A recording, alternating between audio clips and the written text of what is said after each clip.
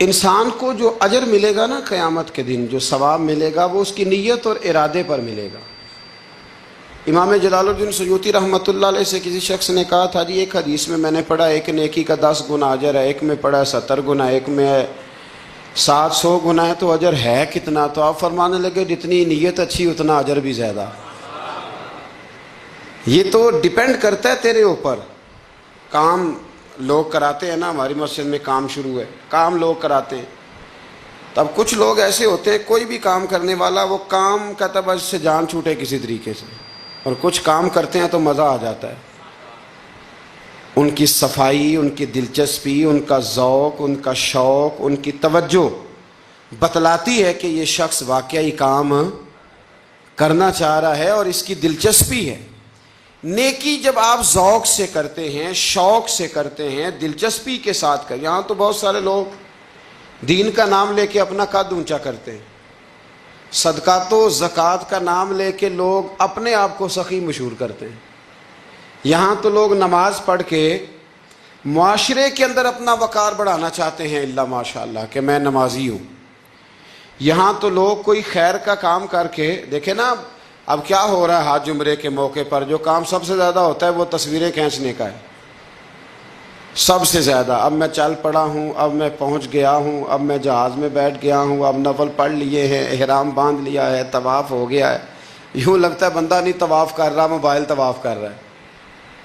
یہ سب سے زیادہ لوگ ملنے آتے ہیں، پیار کرتے ہیں، دور دراز سے حضرات کئی دفعہ محبت کے ساتھ تشریف لے آتے ہیں، تو مجھے پتہ ہوتا ہے کہ اب جو کام سب سے ضروری ہے وہ تصویر کھینچنے کا ہے، وہ کرنا ہی ہے اور وہ کرنا ہی پڑے گا، اس کی مکمل تیاری ہوتی ہے، وہ پروگرام بنا کے آئے ہوتے ہیں۔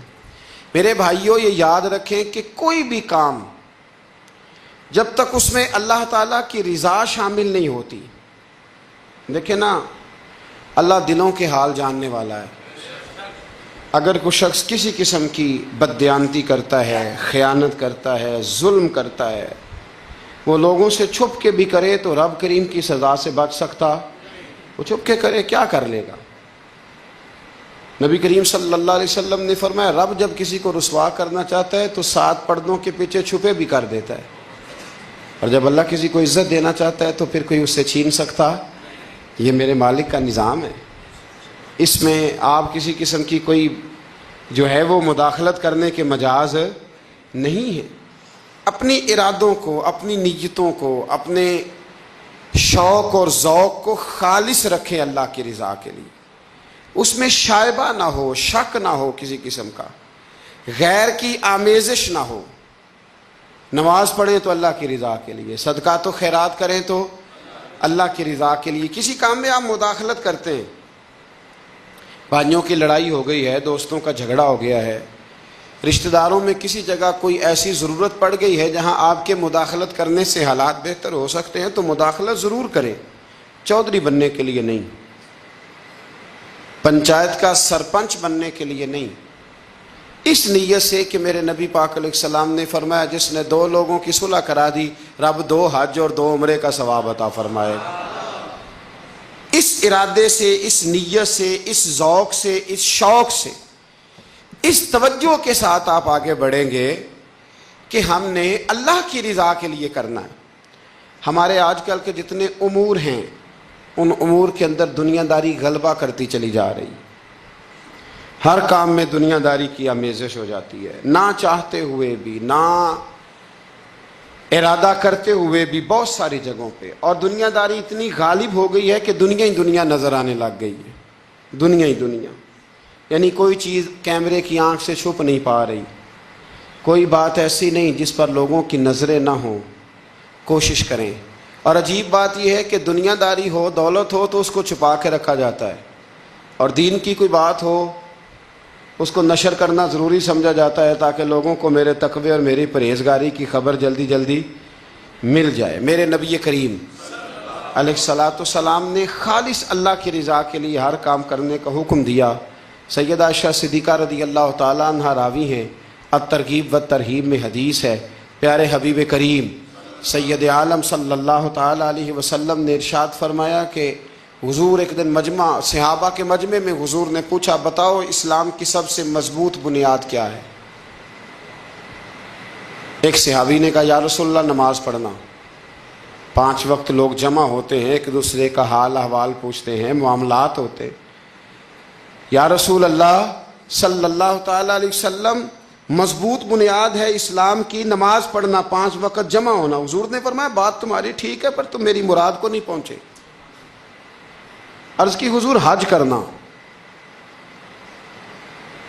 مختلف رنگ، مختلف نسلیں، مختلف قبیلے، مختلف بولیاں، لیکن جب حج کرنے پہنچے تو لباس بھی ایک ہی ہو گیا، گفتگو بھی ایک ہی، لبیک اللہم لبیک لبیک لا شریک لک لبیک ان الحمد والنعمت لک والملک لا شریک لک لبیک۔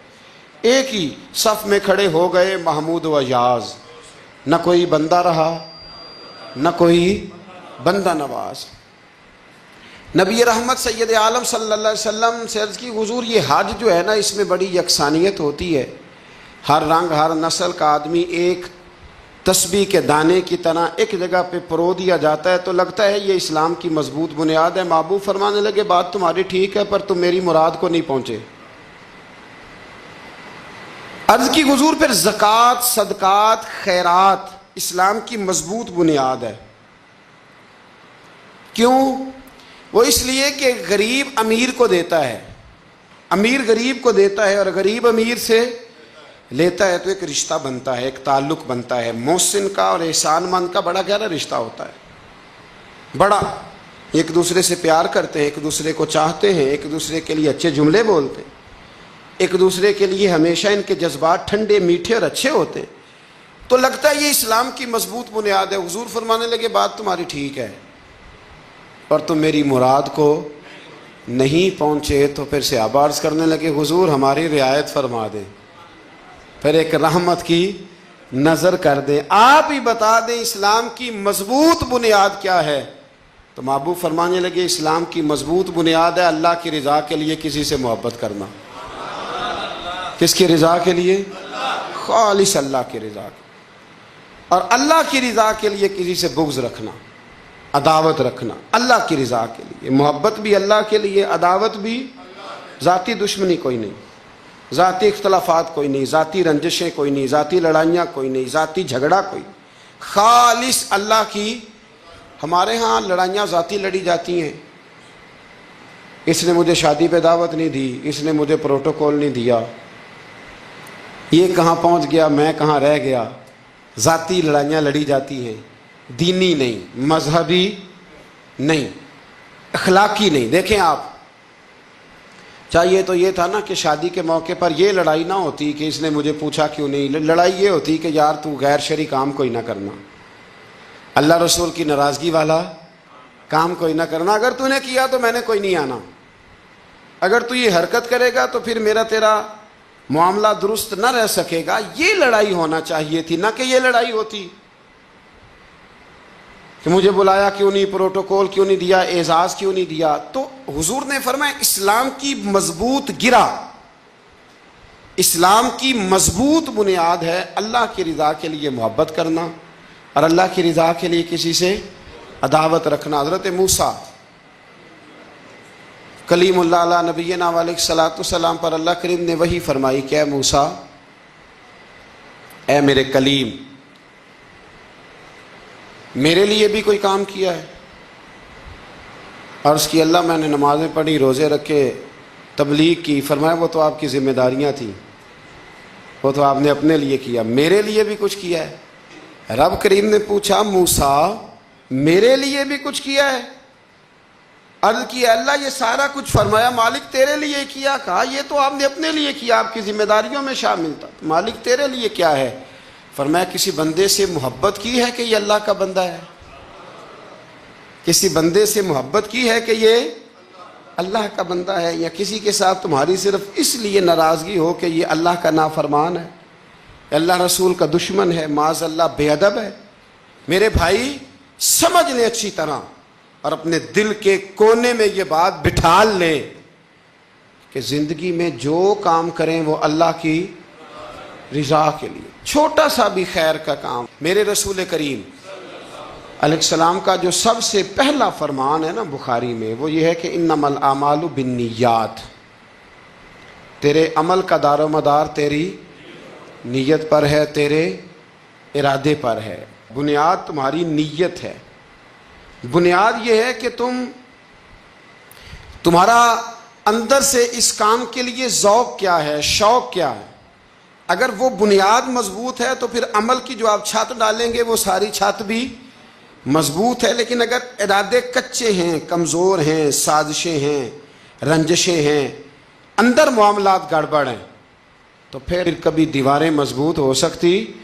نیتیں اچھی کریں۔ بڑی سادی مثال، بڑی صاف ستھری، مولا کائنات شیر خدا حضرت علی المرتضیٰ کرم اللہ تعالی وجہ الکریم نا، آپ ایک جگہ جنگ لڑنے کے لیے گئے، جہاد ہو رہا ہے۔ عرب کے جو لوگ ہوتے تھے وہ دشمن کو سزا بڑی سخت دیتے تھے۔ بعض لوگ مطالبہ بھی کرتے ہیں نا سخت سزا کا۔ ہمارا سرائکی کا ایک شاعر ہے، وہ کہا کرتا ہے، جے تنگ ہے ساڈی زندگی تو تے دے سخت سزا تیری جان چھٹے، ساکو مار نہ شاکر کستاں وچ یک لخت مکا تیری جان چھٹے۔ عرب کے لوگ نا سخت سزا دیتے تھے، سخت۔ وہ اذیت دیتے، کبھی انگلی کاٹ دیتے، کبھی ہاتھ کاٹ دیتے۔ مختار سقفی نے جب امام علی مقام رضی اللہ تعالیٰ عنہ کے قاتلوں کو قتل کیا تو زیادہ تر کی گردنیں نہیں کاٹی تھی، بلکہ اس نے ہاتھ پیر کاٹ کے لوگوں کو جنگلوں میں پھینک دیا تھا۔ تڑپ تڑپ کے لوگ مر گئے۔ اسلام اس اذیت کا قائل ہے۔ اہل عرب اذیت دیتے تھے، بلکہ دشمن جب نڈھال ہو کے گر جاتا تھا نا تو اس پر گھوڑے دوڑا دیتے تھے، گھوڑے دوڑ جاتے تھے اس پر، لاشیں مسک کر دیتے تھے، ناک کان آنکھیں نکال ڈالتے تھے، ٹکڑے کرتے تھے وجود کے، اذیت دیتے تھے۔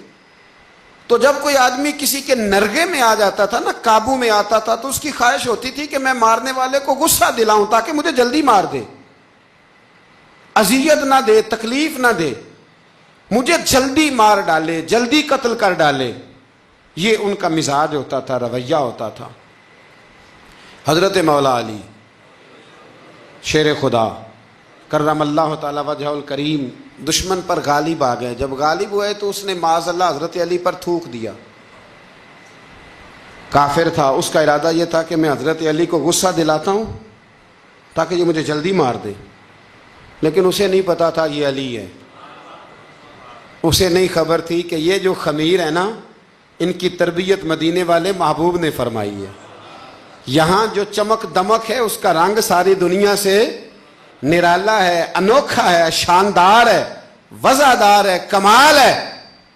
کہا حضرت علی پر معاذ اللہ میں یہ کام کرتا ہوں تاکہ وہ جلدی قتل کر دیں گے، لیکن جب اس نے مولا علی کی طرف یہ نازیبا حرکت کی تو حضرت علی نہ تلوار چھوڑ کے پیچھے ہٹ گئے۔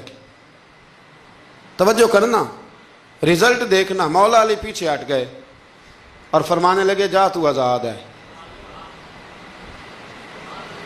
وہ کہنے لگا میں آزاد ہوں، کس طرح، کیسے؟ تو حضرت علی فرمانے لگے میرا تیرا ذاتی جھگڑا تو کوئی نہیں نا، نہ تو نے میری زمین پہ قبضہ کیا، نہ میرا مال لوٹا، نہ میری عزت پر ہاتھ ڈالا۔ میرا تیرا جھگڑا اللہ کی رضا کے لیے، خالص اس لیے کہ تو اللہ کی نافرمانی کر رہا، خالصتاً اس لیے تیرا اور میرا یہ جھگڑا ہے۔ باقی جہاں تک تعلق اس بات کا ہے کہ اب تو نے میری ذات شامل کر دی، اب تو نے مجھے تکلیف دے دی، اب تو نے مجھے اذیت میں مبتلا کر دیا، تو حضرت مولا علی شیر خدا فرمانے لگے اب ذات آ گئی ہے میری بیچ میں، اب میری ذات بیچ میں آ گئی ہے۔ اب اگر میں تجھے قتل کروں گا تو لگے گا میں نے اپنے ذاتی غصے میں قتل کیا ہے، لہٰذا اب معاملہ یہ ہے کہ میں تجھے آزاد کرتا ہوں، اب تو چھٹی کر سکتا ہے، جا سکتا ہے، دوبارہ کبھی میرے ہاتھ آئے گی تو دیکھی جائے گی۔ مولا کائنات نے اسے چھوڑ دیا، لیکن وہ حضرت علی کا غلام بن گیا۔ وہ غلام بن گیا، کہنے لگا علی اب سمجھ آئی ہے کہ دین کتنا شاندار ہے، دین کتنا اعلیٰ ہے، دین کی قدریں کتنی پاکیزہ اور کتنی حسین ہیں، اور کتنا منور ہے محبوب کریم کا دین، آپ مجھے کلمہ ہی پڑھا دیں۔ گویا جو بندہ تلوار سے فتح نہ ہو سکا وہ مولا علی کے خلوص سے فتح ہو گیا، حضرت علی کے خلوص سے، للہیت سے، اللہ کے ساتھ جو ان کا رشتہ تھا، اس رشتے کی برکت سے وہ آدمی فتح ہو گیا۔ میرے بھائی، ہمارے معاملات کے اندر للہیت ختم ہوتی جا رہی ہے، خلوص نہیں رہا، کرامتیں ہیں، کہانیاں ہیں، داستانیں ہیں، الزامات ہیں، جھوٹ ہے، فریب ہے، فراڈ ہے، بڑا کچھ ہے۔ اگر نہیں ہے تو خلوص نہیں ہے، اگر نہیں ہے تو ہمارا اللہ اور اس کے رسول کے ساتھ رضا والا معاملہ نہیں ہے۔ کسی چیز کو اس کی حقیقت کی بجائے ہم تصورات کی دنیا میں جا کے، خیالات، توہمات اور افواہوں کی دنیا میں جا کے اس کو قبول کرتے ہیں۔ یاد رکھو، جن لوگوں کی زندگیاں اللہ کی رضا کے لیے تھیں وہ لوگ بڑے اچھے تھے، بڑے خوش بخت تھے، بڑے خوش نصیب تھے۔ انہیں بدر کے میدان میں گردنیں کٹانے میں بھی بڑا ہی مزہ آیا تھا انہیں۔ آپ دیکھیں نا، احد کے میدان میں جانے دینے میں بھی انہیں بڑا مزہ آیا۔ جب آدمی میں خلوص ہوتا ہے تو اس کے لیے جان قربان کرنا بھی آسان ہو جاتا ہے، لیکن جب خلوص نہیں ہوتا پھر گفتگو ہوتی ہے، پھر باتیں ہوتی ہیں، پھر داستانیں ہوتی ہیں، پھر کہانیاں ہوتی ہیں، پھر لب و لہجہ ہوتا ہے، پھر منصوبہ سازی ہوتی ہے، پھر ہیلے بہانے، پھر سغرے کبرے جوڑ کے لوگ کہانیاں اور داستانیں بناتے ہیں۔ خلوص اور للہیت کے ساتھ اللہ کی بارگاہ میں جھکیں، عبادتوں کا، ریاضتوں کا، تلاوتوں کا جتنا اللہ ہمیں موقع دیتا ہے اس میں خلوص شامل کرنے کی کوشش کریں، للہیت شامل کرنے کی کوشش کریں، اللہ کی رضا شامل کرنے کی کوشش کریں۔ میرے نبی رحمت صلی اللہ تعالی علیہ وسلم نا حضرت معاذ ابن جبل کو جب یمن کے لیے روانہ کرنے لگے تو رسول پاک علیہ السلام نے بڑی نصیحتیں فرمائیں۔ ان نصیحتوں میں درد بڑا تھا۔ کیوں؟ اس لیے کہ حضور نے انہیں بتلایا تھا کہ جب تم واپس آؤ گے تو میری تمہاری ملاقات نہیں ہوگی، تم میری قبر سے گزرو گے۔ اکھاں جدوں میٹیاں زمانہ مینوں روے گا، اپنا تے اپنا بیگانہ مینوں روے گا۔ جدوں نہ میں دسیا میں خاراں نوں میں خانے وچ، جام ٹوٹ جان گے تے میں خانہ مینوں روے گا۔ کئی لک لک رون گے تے کئی بک بک رون گے، گلیاں دا ایانا تے سیانا مینوں روے گا۔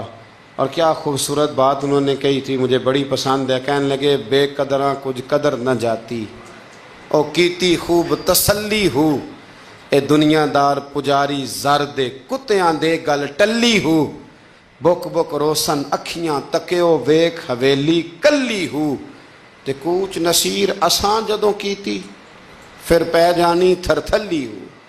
کوچ نصیر اساں جدوں کیتی پھر پہ جانی، پھر کمال ہو جائے گی۔ بعد مرن دے مکھڑا میرا ہو جاوے جے تازہ، پھر سمجھ لینا محبوب میرے نے آن پڑے ہے جنازہ۔ حضرت معاذ ابن جبل رضی اللہ تعالیٰ عنہ سے حضور نے فرمایا، معاذ جب تم واپس گزرو گے نا تو میری قبر کے پاس سے گزرو گے، ملاقات نہیں ہوگی۔ تو وہ جو نصیحتیں تھی نا اس موقع پر، جب آپ گویا کسی سے آخری ملاقات کر رہے ہوتے، ان نصیحتوں کے اندر جو حسن ہوتا ہے، کمال ہوتا ہے، وہ تو جاتے جاتے کی بات، لے سجنا اساں توڑ نہیں پائی تو جان ہی دتی راہ تیرے، وہ جو جاتے جاتے کی گفتگو ہوتی ہے، وہ جو انداز ہوتا ہے بڑا کمال ہوتا ہے۔ اور اس کی گہرائی اور گہرائی کو وہ سمجھ سکتا ہے جس کو وہ لمحے میسر آتے، جو اس وقت اس مقام پہ کھڑا ہوتا ہے۔ حضرت معاذ ابن جبل رضی اللہ تعالیٰ عنہ تڑپ کے روئے، کہا حضور کیا فرما رہے ہیں؟ حضور کوئی خاص نصیحت تو نبی پاک نے بڑا کچھ فرمایا۔ ایک جملہ حضور نے یہ کہا، معاذ عمل جتنا بھی کرنا خلوص کے ساتھ کرنا۔ اور محبوب نے فرمایا تیرا خلوص کے ساتھ کیا ہوا تھوڑا عمل بھی رب کی بارگاہ میں زیادہ بنا کے تیرے لیے ذریعہ نجات بن جائے گا۔ جتنا بھی کرنا خلوص کے ساتھ کرنا، بولیے خلوص کے ساتھ کرنا، للہیت کے ساتھ کرنا، اس کے اندر کوئی کمزوری نہ آنے پائے، للہیت کے ساتھ، خلوص کے ساتھ، رواداری کے ساتھ، پیار کے ساتھ کرنا۔ میرے بھائیوں، یہ سمجھنے کا مقام ہوتا ہے کہ جب ہم اللہ اور اس کے رسول صلی اللہ علیہ وسلم کی رضا کے لیے کوئی عمل کرتے ہیں تو اس کا بھی ہمارے دل کو پتہ ہوتا ہے، اور جب اندر ریاکاریاں ہوتی ہیں تو ہمارے دل کو اس کا بھی پتہ ہوتا ہے۔ ہمیں دونوں باتوں کی خبر اب ہمیں خود سوچنا ہے، ہمیں خود فکر کرنی ہے، غور کرنا ہے کہ ہمارا انداز۔ ایک بزرگ تھے، امام غزالی نے لکھا ہے، انہوں نے 7 سال پورے پانچوں نمازیں جماعت کے ساتھ پڑھی اور پہلی صف میں تکبیر اولیٰ کے ساتھ پڑھی. 7 دن نہیں پوری پڑھی جاتی پانچوں نمازیں پہلی صف میں پہلی تکبیر کے ساتھ. 7 پہلی صف میں تکبیر اولیٰ کہتے ہیں امام نے اللہ اکبر کہا پہلی تکبیر میں تو ہم نے بھی ساتھ ہی اللہ. پہلی صف میں 7 سال تک پانچوں نمازیں تکبیر اولیٰ سے بہت بڑا کارنامہ ہے, بہت بڑی بات ہے. مطلب بندہ یہاں سے اٹھ کے آتے وضو کرتے, کوئی معاملہ آ گیا, کوئی مطلب اس کو حاجت ہو گئی استنجا وضو کی, تو وہ ٹائم نکل جاتا ہے. کئی دفعہ ایسے ہوتا ہے. 7 سال پورے نماز پڑھی تو کہتے ہیں 7 سال کے بعد نا ایک دن 8واں سال لگا ہوا تھا, تو بزرگ فرماتے ہیں میں ذرا لیٹ ہو گیا, تکبیر اولیٰ تو مل گئی پر پہلی صف نہ ملی, تیسری صف میں جگہ ملی. بزرگوں کے تقوی دیکھیے گا. فرماتے ہیں تیسری صف میں میں نے نماز پڑھی تو میرے دل کے اندر خیال آیا یار لوگ کیا سوچیں گے کہ اتنا اچھا اس کا ریکارڈ تھا, پہلی صف میں یہ نماز پڑھتا تھا تو آج تیسری صف میں لوگ کیا سوچیں گے. فرماتے ہیں جب یہ لفظ زبان پہ آیا تو میرا ضمیر بول پڑا, جب یہ سوچ دل میں آئی تو میرا اندر تڑپ اٹھا, چھم چھم میرے آنسو نکلنے لگے, میں رویا. اور فرماتے ہیں لوگ چلے گئے اور میں نفل پڑھتا روتا رہا. میں نے کہا اللہ مجھے یوں لگتا ہے وہ 7 سال تک پہلی صف میں جو نمازیں پڑھتا رہا وہ تو لوگوں کو دکھانے کے لیے پڑھتا رہا. فرماتے ہیں میں نے 7 سال کی نمازیں قضا پڑھی, قضا نمازیں پڑھی, اس لیے کہ مجھے سمجھ آئی کہ وہ نماز اللہ کی رضا کے لیے نہیں تھی, وہ تو بندوں کو ریکارڈ بنانے کے لیے تھی. تو میں نے وہ 7 سال کی نمازیں قضا پڑھی. اور فرماتے ہیں اب دوبارہ سے جب میں جاتا ہوں تو پھر میں اپنے دل پہ غور کرتا ہوں کہ پہلی صف تکبیر اولیٰ پر. یہ بتا نیت کیا ہے؟